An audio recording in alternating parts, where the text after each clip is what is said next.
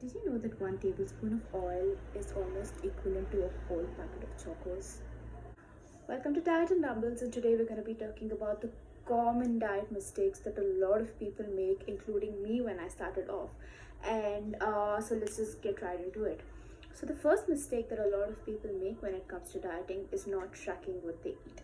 So a lot of these apps like MyFitnessPal or maybe Healthify Me are amazing tracking tools, and they can really help you understand and know how much you're eating so that you don't go into caloric surplus if you want to stay in a caloric deficit. The second very common mistake that people make is not measuring what they eat. So 1 tablespoon of oil has about 13 grams of oil, and each gram of oil has about 9 calories. This converts into 117 calories per tablespoon of oil.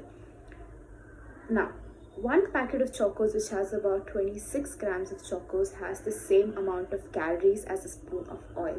So it is very important to understand how much you're eating so that you don't overeat. The third common mistake is I see a lot of people saying, oh, but it's good fat, so I'm not going to put on weight. Calories are calories at the end of the day.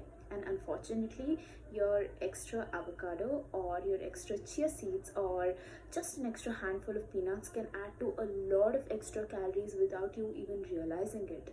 And even if it is healthy, it still has calories. Dropping or slashing their calories too fast, meaning they are eating either about 1100 or 1200 calories. Now, 1200 calories for somebody who is 60 or 70 kgs is extremely less food. What happens when you diet or eat very less calories for an extended period is that something called adaptive thermogenesis occurs.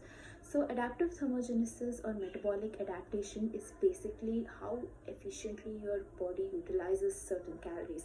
And the more you diet, the efficiency by which your body uses these calories reduces, meaning that even if you're eating 1200 calories, you will probably not be losing weight.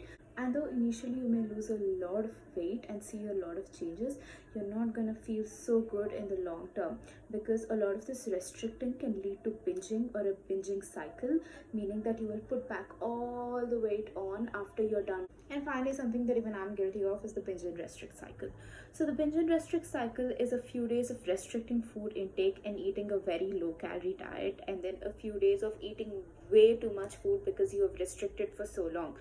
This has a physical and a mental impact, so it mentally kind of makes you feel extremely guilty about binging or too happy about restricting. So you just end up in this feedback loop, this negative feedback loop where you don't progress whatsoever. So it is extremely important to see to it that you are not too low on calories and that you have a certain caloric intake that fits you and makes you feel full and even mentally satisfied. And chances are, if you don't feel good on a diet, you are probably under eating. So diets are difficult, but they're only as difficult as you make them. So find a good place, have a good relationship with food before you plan to jump into the whole diet bandwagon, and don't suffer, don't struggle, don't make it more difficult than it needs to be.